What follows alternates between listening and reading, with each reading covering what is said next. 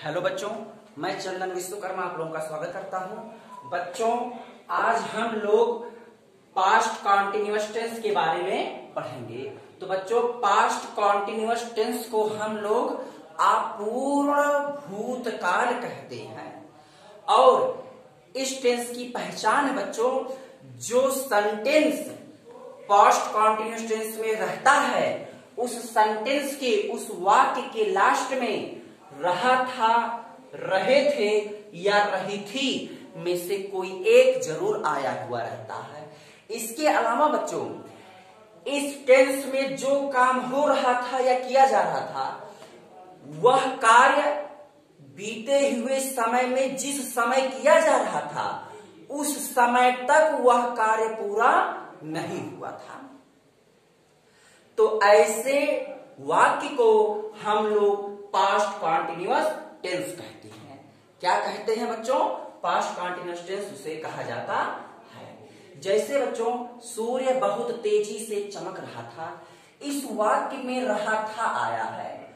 और जब हम इस सेंटेंस को और अच्छे से समझने का प्रयास करेंगे तो बच्चों यही भाव आता है कि जिस समय इस कार्य की बात हो रही है उस समय यह कार्य पूरा नहीं हुआ था, बल्कि उस समय तक यह कार्य हो रहा था, चल रहा था। इसीलिए ऐसे वाक्यों को पास्ट कॉन्टिन्यूअस टेंस कहा जाता है। क्या कहा जाता है बच्चों? पास्ट कॉन्टिन्यूअस टेंस कहा जाता है। अब इसके पश्चात हम लोग इसको ट्रांसलेट करना सीखेंगे।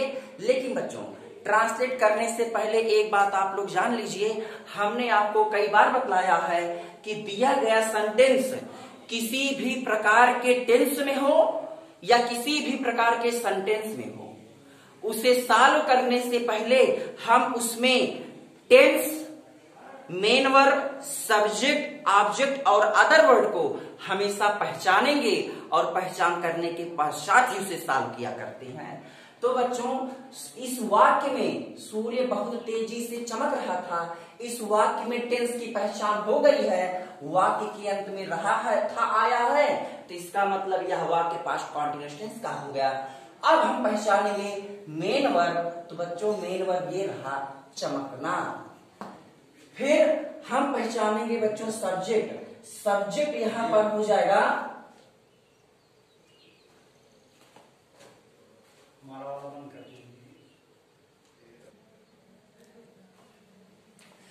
तो बच्चों यहां पर इस सेंटेंस का सब्जेक्ट हो जाएगा सूर्य, और ऑब्जेक्ट बच्चों इसी मेन वर्ब से ठीक पहले हम क्या जोड़ देंगे और क्या जोड़कर उसका आंसर इसमें ढूंढेंगे। जो आंसर मिल जाएगा वही आंसर जो है डायरेक्ट ऑब्जेक्ट कहलाता है। और अगर वो आंसर नहीं मिला तो इसका मतलब सेंटेंस में डायरेक्ट ऑब्जेक्ट आया हुआ नहीं है। इसके ठीक बाद बच्चों हम मेन वर्ब से भी पहले किससे या किसको जोड़कर आंसर ढूंढने का प्रयास करेंगे। जो आंसर बच्चों मिलेगा हम उस आंसर को इनडायरेक्ट ऑब्जेक्ट कह देंगे। अगर आंसर नहीं मिला तो इसका मतलब उसमें इनडायरेक्ट ऑब्जेक्ट भी नहीं आया है। यहां तक पहचान करने के उपरांत बच्चों अगर कोई वर्ड शेष बच जा रहा है तब हम उस वर्ड को कहते हैं अदर वर्ड। तो जैसे बच्चों इस सेंटेंस में मेन वर्ब है चमकना, चमकने से ठीक पहले क्या वर्ड जोड़ दीजिए तो हो जाएगा सूर्य क्या चमक रहा है। क्या इस कथन का, इस सेंटेंस का कोई आंसर इसमें है? नहीं बच्चों।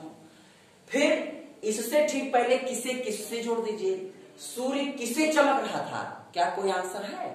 नहीं बच्चों। तो इसका मतलब इस सेंटेंस में डायरेक्ट और इनडायरेक्ट ऑब्जेक्ट आया ही नहीं है, बल्कि यहाँ पे जो अब ये बच जाता है ये कहलाएगा अदर वर्ड। अदर वर्ड का बच्चों ये हो जाएगा माइनर, एडवर्ब ऑफ मैनर, और ये हो जाएगा इसका adverb degree, adverb of degree हो जाएगी। अब बच्चों हम लोग इसको सॉल्व करना सीखेंगे। सॉल्व करने का रूल है बच्चों, अगर सेंटेंस अफर्मेटिव में है तो अफर्मेटिव सेंटेंस का रूल है सबसे पहले हम सब्जेक्ट लिखेंगे, सब्जेक्ट के ठीक बाद बच्चों हेल्पिंग वर्ब लिखेंगे। हेल्पिंग वर्ब इस टेंस पर डिपेंड करती है। यह टेंस पास्ट कॉन्टिन्यूअस टेंस है तो पास्ट कॉन्टिन्यूअस टेंस का हेल्पिंग वर्ब वाज और वर होता है। वाज या वर में से किसी एक को लिखने के ठीक बाद हम मेन वर्ब की फर्स्ट फॉर्म में आईएनजी का प्रयोग करेंगे, उसके पश्चात बच्चों ऑब्जेक्ट और अदर वर्ड को लिख देंगे। अब बात आती है वाज और वर। बच्चों कब हम वाज का प्रयोग करेंगे और कब हम वर का प्रयोग करेंगे, तो इसका आंसर बच्चों यहां पे है। वाज का प्रयोग हम तब करेंगे जब सब्जेक्ट की जगह पर, जब सब्जेक्ट का कार्य आई, ही, सी, इट या सिंगुलर सब्जेक्ट में से कोई एक हो, तब हम वाज का प्रयोग करेंगे। और हम वर का प्रयोग तब करेंगे जब यही सब्जेक्ट वी, यू, दे या प्लूरल में से कोई एक हो, तब हम बच्चों किसका प्रयोग करेंगे, वर का प्रयोग करेंगे। तो बच्चों अब ये सेंटेंस की पहचान हो चुकी है और यह अफर्मेटिव सेंटेंस का रूल भी क्लियर हो चुका है। तो अब हम इस सेंटेंस को सॉल्व करना सीखेंगे बच्चों। इसका सॉल्यूशन क्या हो जाएगा बच्चों, सबसे पहले हमें क्या लिखना है, सब्जेक्ट लिखना है। और इस सेंटेंस में सब्जेक्ट कौन है बच्चों, सूर्य। तो सूर्य के लिए हम क्या लिखेंगे बच्चों, द सन। क्या हो जाएगा, द सन।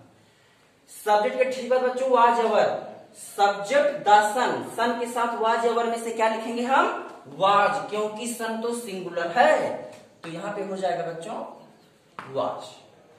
फिर मेन वर्ब की फर्स्ट फॉर्म में आएंगी। मेन वर्ब है बच्चों चमकना, चमकने की फर्स्ट फॉर्म होती है साइन, में आईएनजी जोड़ देंगे तो हो जाएगा साइनिंग। फिर कह रहा है ऑब्जेक्ट तो है नहीं इसमें, अदर वर्ड है बहुत तेजी से। बहुत तेजी का मतलब बच्चों वेरी ब्राइटली, यहां पर हो जाएगा बच्चों वेरी ब्राइटली। तो बच्चों सूर्य बहुत तेजी से चमक रहा था, इसे हम कहेंगे the sun was shining very brightly. ठीक है बच्चों, अगला सेंटेंस देखिए, बहुत ठंडी हवा, बहुत ठंडी हवा चल रही थी। तो बच्चों यहां पर इस वाक्यांत में क्या आया है, रही थी, तो इसका मतलब यह सेंटेंस भी पास्ट कॉन्टिन्यूअस टेंस का है। अब इसमें भी पहचान कर लीजिए बच्चों, रही थी टेंस की पहचान, हवा चलना खुद ही में वर्ब है, और बहुत ठंडी यह माइनर हो गया, एडवर्ब ऑफ माइनर, ये हो गया एडवर्ब ऑफ डिग्री। तो अब इसमें सब्जेक्ट कौन है बच्चों, सब्जेक्ट तो इसमें कुछ आया ही नहीं है। दरअसल बच्चों बात ये होता है, जब कभी भी दिन की बात की जाएगी, समय की बात की जाएगी, बारिश होने की बात की जाएगी, या हवा बहने, हवा चलने की बात की जाएगी, तो ऐसे सेंटेंस में सब्जेक्ट रहता नहीं है। और हम चूंकि सॉल्व करते समय सब्जेक्ट का प्रयोग बहुत जरूरी होता है, इसलिए हम ऐसे केसेज में सब्जेक्ट की जगह पर इट का प्रयोग कर दिया करते हैं। तो वही बात बच्चों, यहां पर सब्जेक्ट नहीं है तो हम सब्जेक्ट की जगह पर क्या लिख देंगे, इट। तो बच्चों ये ऊपर वाला सेंटेंस हो चुका है और इसे हम इरेज कर रहे हैं थोड़ा सा समझाने के लिए। तो बच्चों सबसे पहले हम सब्जेक्ट की जगह क्या लिखेंगे, इट। इट के बाद बच्चों वाज या वर्ब में से क्या लिखा जाएगा, देखिए इट के साथ क्या बताया है, वाज, तो यहां पर क्या हो जाएगा, इट वाज। फिर बच्चों हवा चलने की इंग्लिश होती है बच्चों ब्लो, ब्लो में आईएनजी जोड़ेंगे हम, ब्लोइंग। क्या हो जाएगा बच्चों, ब्लोइंग। उसके बाद बच्चों ऑब्जेक्ट और अदर वर्ड, ऑब्जेक्ट तो इसमें है नहीं, अदर वर्ड है बहुत ठंडी, बहुत के लिए वेरी, ठंडी के लिए कोल्ड, तो हो जाएगा very cold. It was blowing very cold. क्या हो जाएगा, it was blowing very cold. तो बच्चों बहुत ठंडी हवा चल रही थी, इसे हम क्या कहेंगे, it was blowing very cold. ठीक बच्चों, अगला एग्जाम्पल देखा जाए, बच्चे शोर नहीं मचा रहे थे। तो बच्चों देखिए रहा था, रहे थे में से एक आ गया तो पास्ट कॉन्टिन्यूअस टेंस हो गया, और इस वाक्य में ना या नहीं में से भी एक वर्ड आया है, इसका मतलब पास्ट कॉन्टिन्यूअस टेंस का निगेटिव सेंटेंस है। तो बच्चों सभी चीजों की पहचान कर लीजिए, मचाना यहां पर हो जाएगा मेन वर्ब, सब्जेक्ट बच्चे हो जाएगा, शोर ऑब्जेक्ट हो जाएगा, डायरेक्ट ऑब्जेक्ट, और नहीं नेगेटिव वर्ड होगा। तो अब बच्चों नेगेटिव सेंटेंस का रूल देख लीजिए, सबसे पहले सब्जेक्ट लिखेंगे, सब्जेक्ट के ठीक बाद सब्जेक्ट के नंबर के अकॉर्डिंग वाज या वर में से कोई एक लिखा जाएगा। उसके बाद बच्चों नॉट, नॉट के बाद वर्ब की फर्स्ट फॉर्म में आईएनजी, फिर ऑब्जेक्ट और अदर वर्ड को हम लिखेंगे। तो बच्चों इसे सॉल्व किया जाए। यहाँ पर बच्चों इसके ऊपर वाले एग्जाम्पल को इरेज कर दे रहे हैं। तो यहाँ पर हो जाएगा बच्चों, सबसे पहले लिखेंगे सब्जेक्ट। सब्जेक्ट है बच्चे, मतलब हो जाएगा चिल्ड्रन, हो जाएगा बच्चों चिल्ड्रन। फिर वाज या वर में से क्या लिखेंगे? वर लिखेंगे, क्योंकि चिल्ड्रन प्लूरल है, इसका सिंगुलर होता है चाइल्ड। फिर इसी के ठीक बाद नॉट। बच्चों शोर मचाने का मतलब शोर करना होता है, शोर करने का मतलब आवाज करने से होता है। तो यहाँ पे मचाने या करने के लिए हो जाएगा मेक, और मेक में आईएनजी जोड़ेंगे तो हो जाएगा मेकिंग। क्या हो जाएगा बच्चों? मेकिंग। फिर शोर को हम क्या कहेंगे? अनॉइज। ये हो जाएगा बच्चों, the children were not making a noise. ठीक है बच्चों? ठीक है बच्चों, अगला एग्जांपल देखिए। मनीषा स्कूल नहीं जा रही थी। बच्चों बिल्कुल यह पास्ट कॉन्टिन्यूअस टेंस का नेगेटिव सेंटेंस है, और इसमें जब हम पहचान करेंगे तो बच्चों रही थी टेंस की पहचान हो जाएगा, जाना मेन वर्ब हो जाएगा, और मनीषा सब्जेक्ट हो जाएगा, स्कूल एडवर्ब ऑफ प्लेस हो जाएगा, और नहीं नेगेटिव वर्ड हो जाएगा बच्चों। तो जब हम इसे सॉल्व करेंगे बच्चों तो इसका क्या हो जाएगा? इसका हो जाएगा बच्चों, सबसे पहले हम सब्जेक्ट लिखेंगे, सब्जेक्ट है मनीषा, तो हो जाएगा मनीषा। फिर हेल्पिंग वर्ब वाज या वर्ब में से वाज, क्योंकि यह सब्जेक्ट सिंगुलर नंबर में है। फिर नॉट, उसके बाद बच्चों वर्ब की फर्स्ट फॉर्म में आईएनजी, वर्ब है जाना, जाने की फर्स्ट फॉर्म गो, गो में आईएनजी गोइंग। फिर बच्चों ऑब्जेक्ट तो है नहीं, अदर वर्ड प्लेस है, तो हो जाएगा to school. Manisha was not going to school, Manisha school नहीं जा रही थी, इसे हम लोग बच्चों क्या कहेंगे? Manisha was not going to school. चलिए बच्चों अगला एग्जाम्पल देखिए। क्या यह लड़का अपना कार्य पूरा कर रहा था? बच्चों क्या यह लड़का अपना कार्य पूरा कर रहा था? इस वाक्य के अंत में रहा था आया है, तब तो ये पास्ट कॉन्टिन्यूअस टेंस हो गया। और इसके वेरी स्टार्टिंग में क्या आ जाने से यह yes or no type interrogative sentence हो गया। तो बच्चों इसे चलिए सॉल्व किया जाए, लेकिन सॉल्व करने से पहले पहचान करने बच्चों, तो पूरा करना हो जाएगा मेन वर्ब यहाँ पर, यह लड़का हो जाएगा सब्जेक्ट, अपना कार्य हो जाएगा डायरेक्ट ऑब्जेक्ट। तो बच्चों इसे सॉल्व किया जाए, यह हो जाएगा बच्चों yes or no type sentence को कैसे सॉल्व किया जाएगा? सबसे पहले सब्जेक्ट के नंबर के अकॉर्डिंग वाज या वर का प्रयोग किया जाएगा, फिर सब्जेक्ट को लिखा जाएगा, उसके बाद वर्ब की फर्स्ट फॉर्म में आईएनजी, फिर ऑब्जेक्ट और अदर वर्ड को लिखा जाएगा।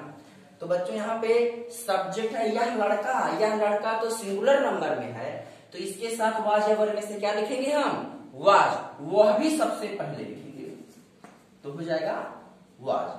फिर सब्जेक्ट यह लड़का, दिस बॉय, क्या हो जाएगा? This boy. फिर वर्ब की फर्स्ट फॉर्म में आएंगे, वर्ब है पूरा करना, पूरा करने को हम कहते हैं कंप्लीट, में आएंगे कंप्लीटिंग।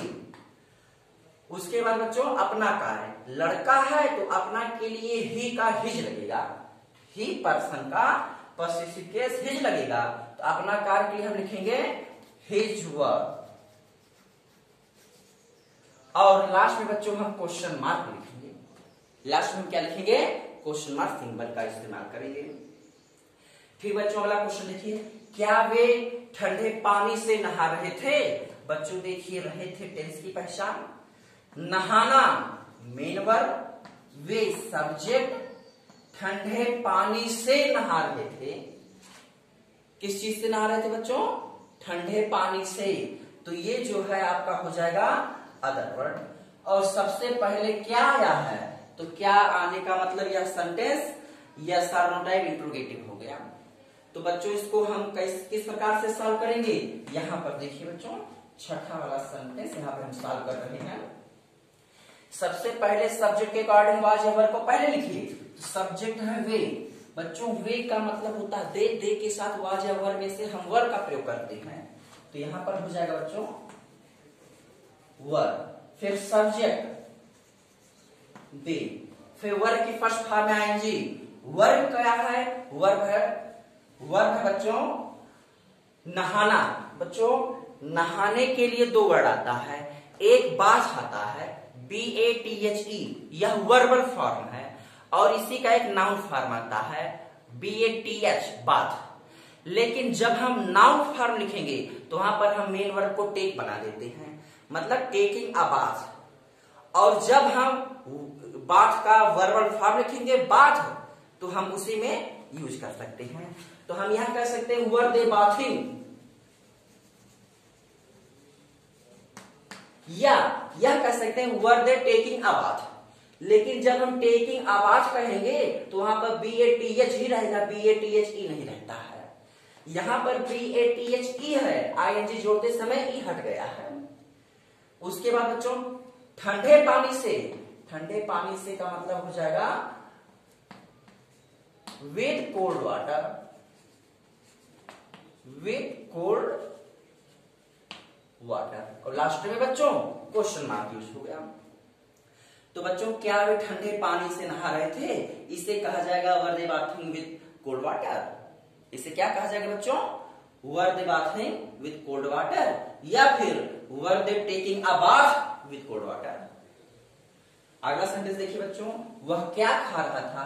बच्चों जब सेंटेंस के शुरुआत में वेरी स्टार्टिंग में केवल और केवल क्या आए तब उसे यस और नो टाइप कहा जाता है। और जब शुरुआत के अलावा मतलब पहले वर्ड या दूसरे वर्ड के बाद कोई क्वेश्चन वर्ड आ जाए, चाहे वह क्या हो या फिर कोई दूसरे क्वेश्चन वर्ड हो, तब हम उसे WH टाइप इंट्रोगेटिव सेंटेंस कहते हैं।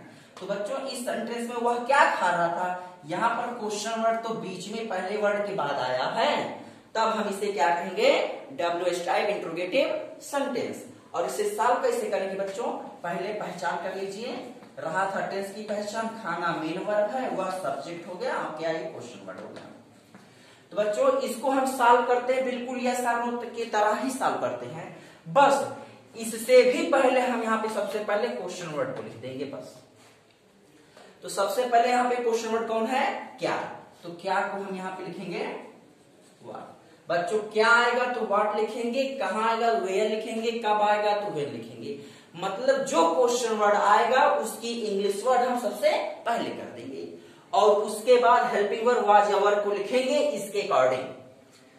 तो अब हेल्पिंग वर्ब वाज या वर इसके अकॉर्डिंग, या क्या बच्चों वह मतलब ही के साथ वाज या वर में से क्या लिखा जाता है? वाज। तो यहाँ पे हो जाएगा वाज। फिर सब्जेक्ट बच्चों, सब्जेक्ट है वह मतलब ही। फिर बच्चों वर्ब की फर्स्ट फॉर्म में आएंगे, वर्ब है खाना, खाने की फर्स्ट फॉर्म बच्चों ईट में आएंगे ईटिंग, तो हो जाएगा व्हाट वाज ही ईटिंग। बच्चों ईटिंग की जगह पे हम टेकिंग का भी प्रयोग कर सकते हैं या हैविंग का प्रयोग भी कर सकते हैं। हम यह भी कह सकते हैं व्हाट वाज ही टेकिंग या व्हाट वाज ही हैविंग।